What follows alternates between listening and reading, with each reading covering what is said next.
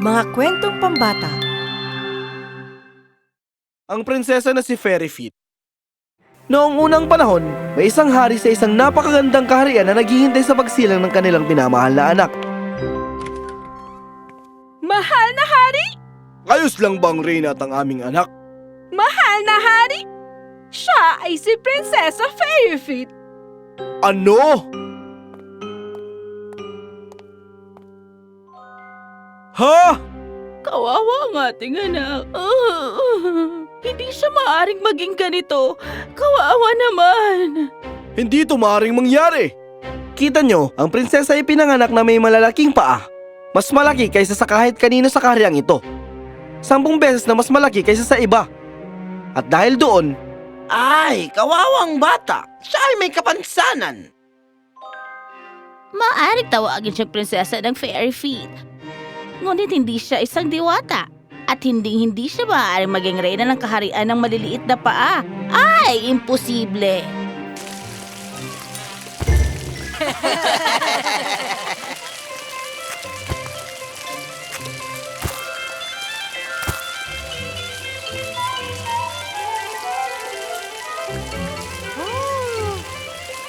Bakit hindi ka natumba? Ina, hindi ako natutumba! Oh, kawawang batang may kapansanan. Ina, ano po bang may kapansanan? Bakit mo ako tinatawag ng lahat na ganon? Anak, tingnan mo ang iyong mga paa. Napakalaki nila. Hindi sila normal. Hindi normal? Kaya pa nalulungkot kayo tuwing nakikita niyo ako? Oo, anak. Mahal na mahal kita. Pero hindi ko alam kung bakit kailangan mong ipanganak na may ganitong kapansanan. unti-unti, tumigil ang prinsesa sa pagtalon at pagsayaw.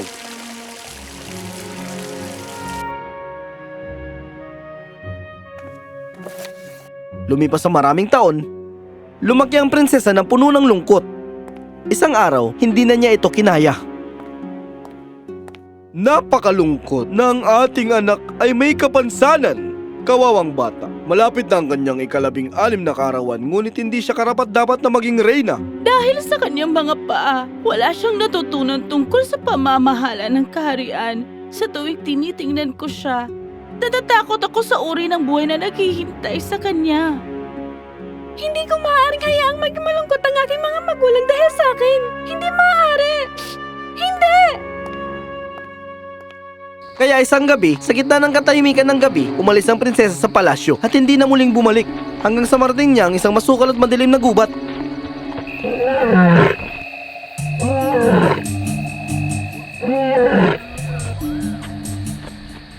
Kawawa ka naman. Siguradong matinding sakit na nararamdaman mo. Masama ito, pero kami sa aming kaharian ay marunong sa mga halamang gamot.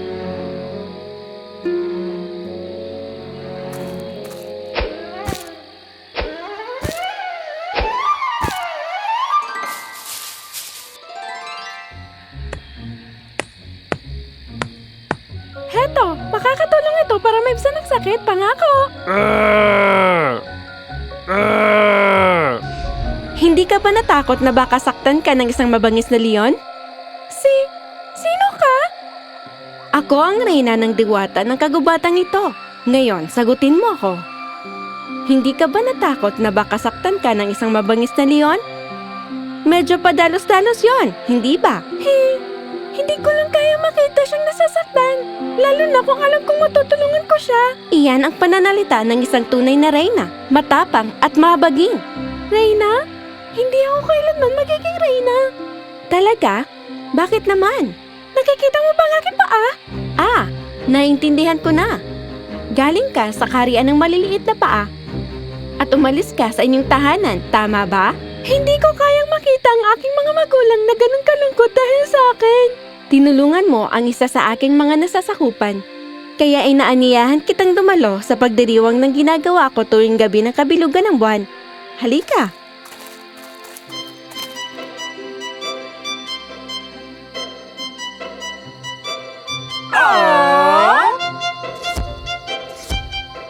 Nag-enjoy ka ba? Nagustuhan ko ang bawat sandaling iyon. Kung ganon, dapat mong pasalamatan ang iyong malalaking paa dahil dito. Oo nga, Kung naiintindihan lang sana ito ng aking pamilya. Sinubukan mo na bang ipaliwanag sa kanila? Hindi pa. Kung ganon, paano nila maiintindihan? Iniisip nila na ako ay may kapansanan na wala akong kaya gawin dahil lamang sa malalaki ang aking mga paa. Ano ang ginawa mo upang patunayan na mali sila? Ikaw mismo ang naging malungkot. Tumigil ka sa pagsasayaw, tumigil ka sa pagharap sa kanila at ngayon tumakas ka pa. Akala mo hinuhusgahan ka nila, ngunit ang totoo ay nag-aalala lamang sila sa'yo at wala kang ginawa upang maibsan ang kanilang pag-aalala. Ano ba ang dapat kong ginawa? 2 bagay. Una, maaari kang maging masaya sa sarili mo anuman ang sabihin ng iba.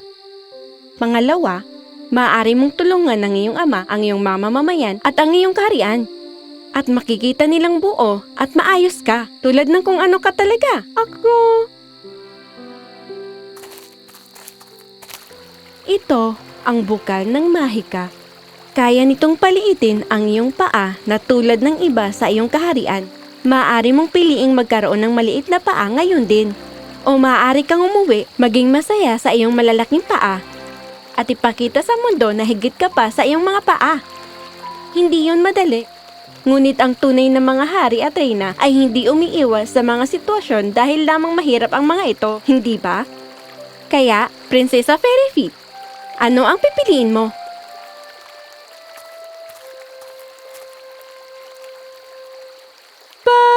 Babalik ako sa aming tahanan. Dala ang aking malalaking paa. Eksakto kung paano ako nilikha. Maraming salamat. Nagsasalita na parang reyna. Tandaan mo, anuman ang yanyo ng iyong katawan, ang iyong kaluluwa ay laging perpekto. Maraming salamat.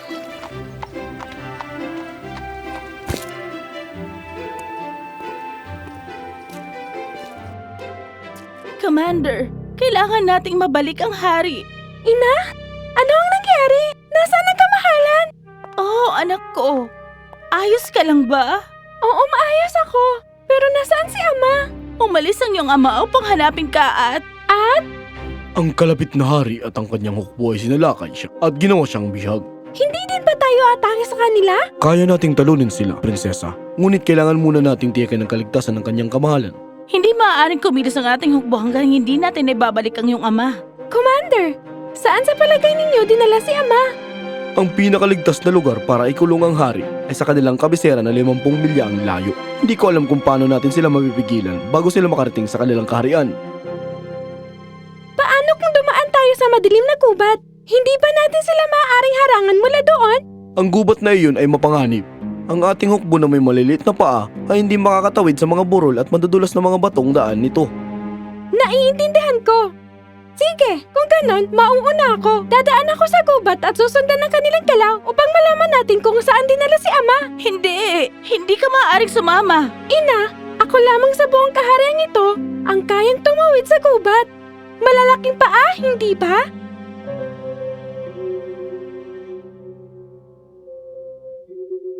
Nagatubilim ang pumayag ang reyna, kaya pumasok si Prinsesa Fairyfeet sa gubat. Dahil sa kanyang malalaking paa, mabilis siyang nakatakbo, nakakatalon sa mga sanga, nakakakyat sa mga burol at hindi siya nawawalan ng balanse o nadadapa. Hindi nagtagal, natuntun niya ang galaw ng hari mula sa tuktok ng isang burol. Hoy, Festoon! Opo, kamahalan. Pagod na ako. Pahinga muna tayo rito ngayong araw. Ano, tara? Kamahalan, hindi po ito ligtas. Halika na. Sino ba ang aatake sa atin? Ang mga taong may maliliit na paa? Hindi sa gubat. Pumasok na tayo sa gubat at magtayo ng kampo. Iyan ay utos. Opo, kamahalan. Hindi ako makapaniwala dito. Nakiusap ka sa akin ng tulong at tinulungan kita at ang iyong kaharian ng mahigit 20 taon. Tama na ang pagtulong. Ngayon naariin ko na ang inyong mga kayamanan. Kumusta, prinsesa? Ha? Sino ka? Ako ang anak ng Reynang Diwata ng kagubatang ito. At nandito ka? Bakit? Matapang ka. Ngunit hindi mo alam ang sining na pakikipagdigma, hindi ba? Kaya pinadala ko ng aking ina upang tulungan ka. Oh, maraming salamat. Kung ganon, anong imumungkahi mong gawin natin? Maghintay at magmasid sa ngayon. Habang bihag ka namin, hindi mangangahas ang iyong makapangyarihang hukbo na salakayin kami. Ang inyong kaharian ay parang akin na rin. Ngayon, dalhin niyo siya at itali sa punong iyon habang nagpapahinga tayo. Siguraduhin ninyong may nakabantay sa kanya bawat segundo. Opo, kamahalan.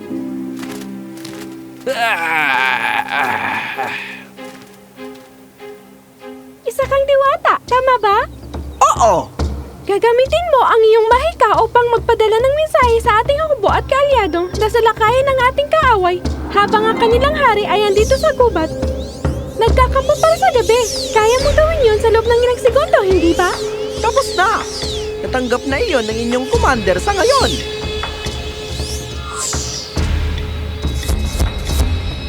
Kami, ang mga diwata ng kagubatan, ipinadala rito ng inyong prinsesa na kaibigan ng aming reyna at ito ang kanyang mensahe.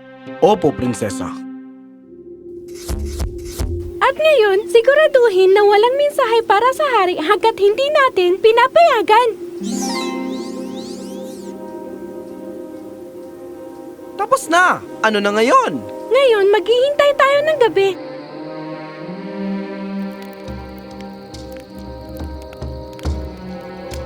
Nasaan na ba ang leon na yon? Sa katunayan, wala ba siya kasama? Baka may iba pang leon o baka may mga oso. Nakuha ko na! Ano yun?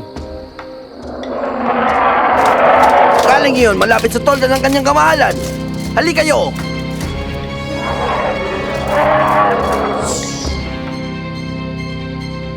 Hindi! Huwag niyong sasaktan ang aking nasasakupan at ang kaibigan ng aking ina! Huwag! Ama? Ama! Fairy Feet! Ayos lang ba kayo? Sumama kayo sa akin. Maaring wala akong malalaking paa tulad ninyo, ngunit meron akong mga tuhod at siko na parang bakal. Halika na! Sila ang ating mga kaaway! Kailangan natin silang habulin!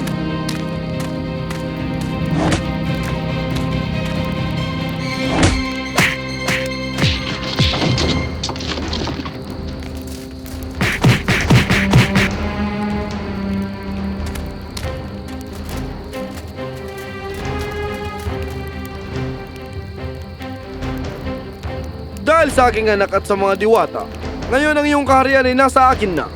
Sa loob ng maraming taon, tinulungan kita at ang iyong mamamayan. Ngunit hindi nakapagtataka na hindi umulad ang iyong mga tao. Dahil pinamunuan sila ng isang makasariling hari tulad mo. Ngunit ngayon, dito nagtatapos ang iyong paghahari. Akala ko noon ang isang prinsesang may malalaking paa ay hindi maaaring maging reyna ng kaharian ng maliliit na paa. Ngunit, ako ay naging napakatanga. Napakalupit. Humihingi ako ng tawad sa lahat ng sakit na pinadama namin sa iyo dahil lamang sa ikaw ay naiiba. May kasalanan din ako, Ama. Hindi ko nakita na nag-aalala kayo dahil mahal ninyo ako. Ako ang may malalaking paa, kaya ako ang dapat magpatunay na kahit naiiba ako, karapat-dapat pa rin ako sa pamamagitan ng pagtulong sa inyo at sa ating mga mamamayan. Napakadaling sisihin ang mundo sa ating mga problema at maawa sa ating sarili. At yun ang ginawa ko noon, samantalang marami pa sana akong magagawa. At mula sa araw na iyon, wala nang nagdududa na ang prinsesang may malalaking paa ay karapat-dapat na mamuno sa kaharian ng maliliit na paa. Lahat tayo magkakaiba at iyon ang nagpapakulay sa mundong ito. Dapat nating igalang ang isa't isa at tandaan na nasa atin kung paano natin gagamitin ang ating pagiging kakaiba upang tumulong at magmalasakit sa iba. Kapag ginawa natin iyon, hindi na tayo makikita bilang kakaiba, kundi bilang karapat-dapat.